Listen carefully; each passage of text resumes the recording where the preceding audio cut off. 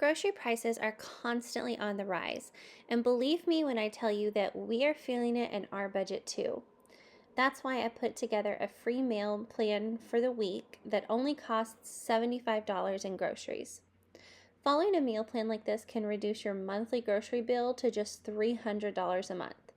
So let's talk about this $75 a week meal plan and how we're going to get there. We're going to be using my 4-step method to saving money on groceries. This is a proven method that will lower your grocery bill. So the first step of the method is how to grocery shop. Some things you're going to look at in this section is buying generic brands or store brands whenever you can over the name brand items.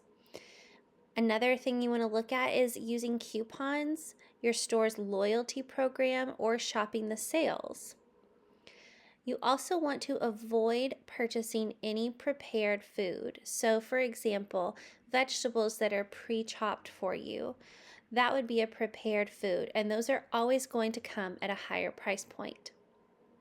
When you're looking at your food and deciding which item to buy, I want you to compare the unit prices that are listed on the price tag, as that's going to help you get the best bang for your buck.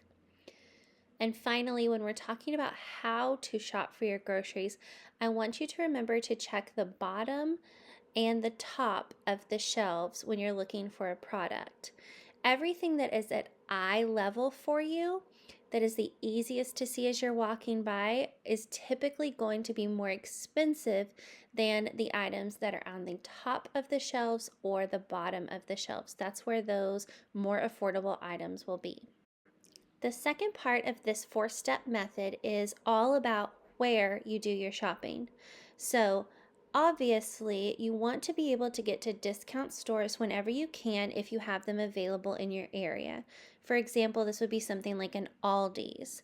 If you have that available, you definitely want to do your shopping there.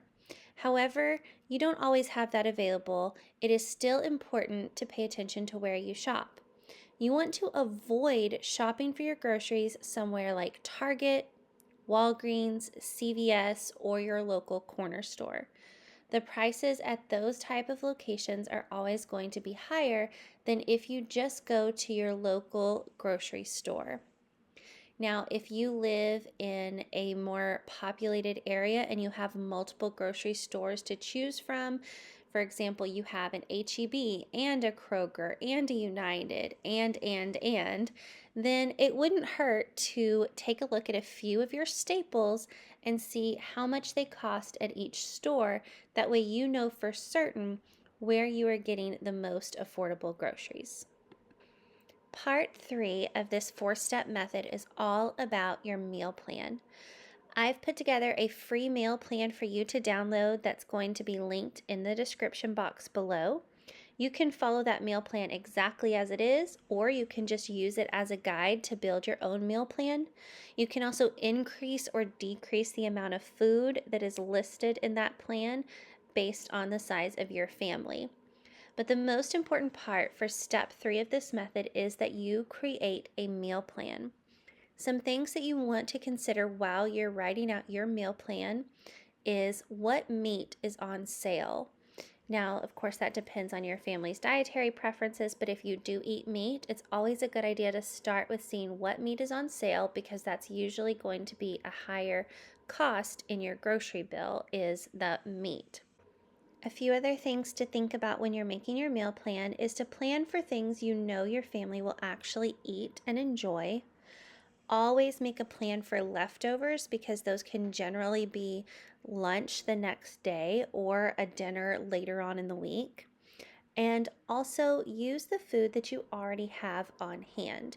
I recently put up a video about shopping your shelves and how you can use that to help you save money on groceries, and I will link that for you below as well.